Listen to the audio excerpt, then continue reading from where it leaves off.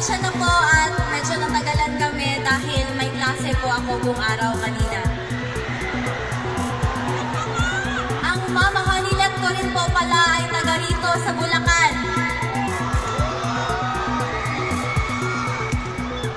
Ako ay isang 21-year-old college student lamang at ayaw ko sanang makisali sa politika.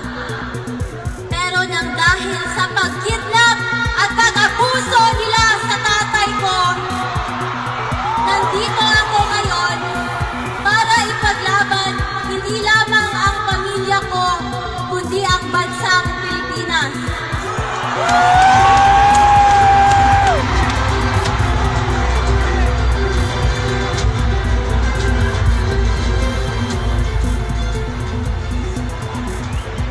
Nung isang gabi, nagsalita ako sa rally sa Quezon City. At sa pagtitipon na yon, naramdaman ko ang walang sawang pagmamahal at pagsuporta kay PRRD, sa amin na pamilya niya, at sa Duterte. Ito ang nagbibigay sa akin ng lakas ng loob para ipagpatuloy ang pangako ko kay Dada Rudy na ikampanya ang kanyang mga kandidato habang siya ay nasa The Hague. Bago ako umalis ng The Hague, may bilin ang Dada Rudy ko sa akin. Sabi niya, "No guts, no glory."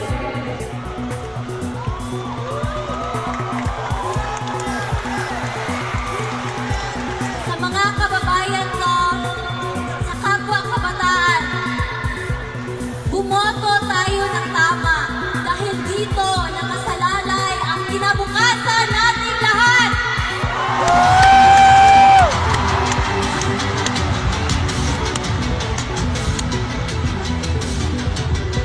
Kailangan natin ang abogado na may prinsipyo, paninindigan at integridad sa ating legislative branch sa gobyerno natin.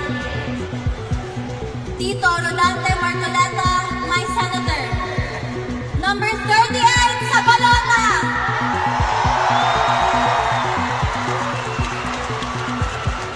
Huwag din nating kalimutan ang PDP laban senatorial slate o mas kinikilalang Duterte!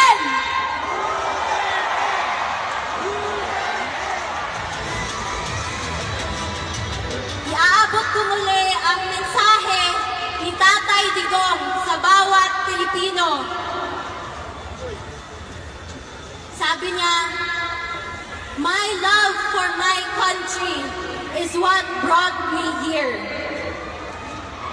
There was never any personal agenda involved."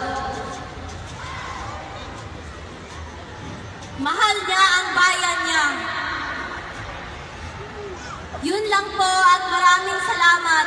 God save the Philippines!